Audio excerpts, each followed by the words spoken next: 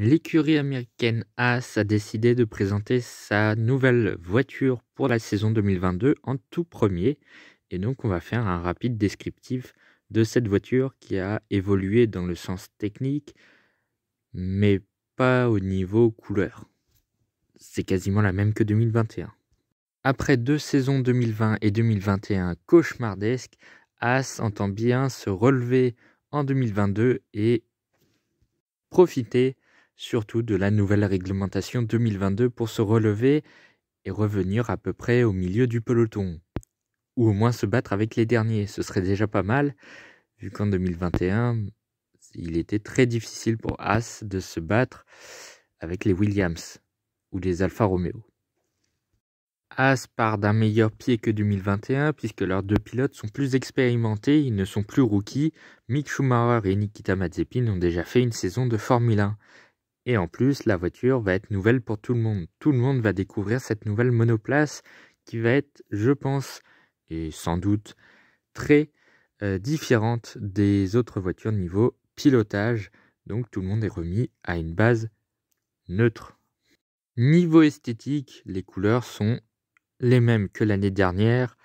Le drapeau russe est toujours sur l'aileron avant, sur le capot moteur, sur l'aileron avant, sur les côtés, sur l'aileron, sur de partout. Mais le drapeau russe figure un peu moins qu'en 2021. Il y a moins de couleurs. Si on regarde le capot moteur, il y a moins de couleurs russes. La Haas est un peu plus blanche que l'année dernière. C'est déjà ça. C'est pour ça que je la trouve un peu mieux qu'en 2021. Et puis la forme de la voiture également. Je l'aime très bien. Je l'aime beaucoup même.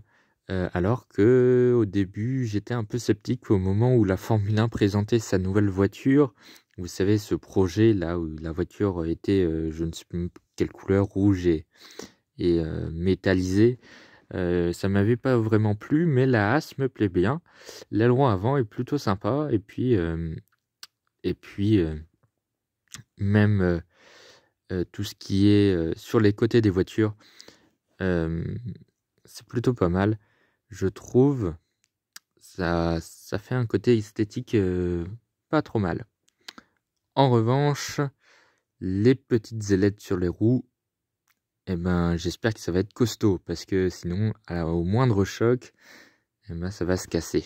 Donc, espérons que ça devrait tenir. Normalement, c'est conçu pour tenir, mais bon, on va bien voir. Avec cette vue que je vous présente à l'instant, j'ai l'impression de voir la Benetton d'il y a quelques années, dans les milieux des années 90. Il me fait penser un petit peu à ça, si on enlève évidemment un peu l'aileron arrière, les pneus, l'aileron avant surtout. Mais si on regarde un peu, j'ai l'impression de voir une toute petite ressemblance avec la Benetton du milieu des années 90, et c'est assez drôle de voir ça. Après, je pense avoir déjà tout dit sur la Haas à peu près, hein. Je l'aime bien, mais ça reste les mêmes couleurs que 2021. Haas nous a un peu pris pour des jambons. Ils ont fait une pseudo-présentation de la voiture.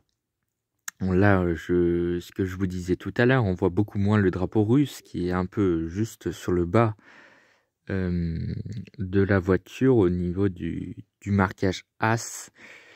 Ouais, ils nous ont pris assez pour des jambons.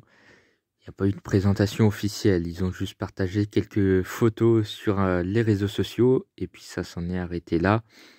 Ça se trouve, ce n'est même pas la voiture officielle pour la saison. C'est même très probable que ce ne le soit pas. Autant dire que c'était une pseudo-présentation. On va voir donc dans les prochains jours, prochains mois, ce que ça va réellement donner. C'est vraiment une pseudo-maquette de ce que va être la Haas de 2022. Il n'y a rien d'officiel pour le moment. Et j'attends un petit peu quand même la présentation de Red Bull pour voir un petit peu si ce sera mieux ou si elle aussi fera une pseudo-présentation de sa voiture. Pour la note de la Haas, je vais noter chaque voiture, chaque livret et sur 20. Et donc pour la Haas, je mettrai un 13 sur 20 qui est plutôt pas mal. Mais en attendant, je je vais peut-être modifier ma note en regardant les autres voitures parce que c'est la toute première, donc on n'a pas vraiment d'idée par rapport aux autres livrets, donc on verra à peu près. J'ajusterai peut-être la note d'ici là. La présentation de la Haas VF22 est donc terminée. On se retrouvera le 10 février, le lendemain de la présentation de la Red Bull. Je ferai un petit peu... je donnerai un peu mon avis également sur le sujet.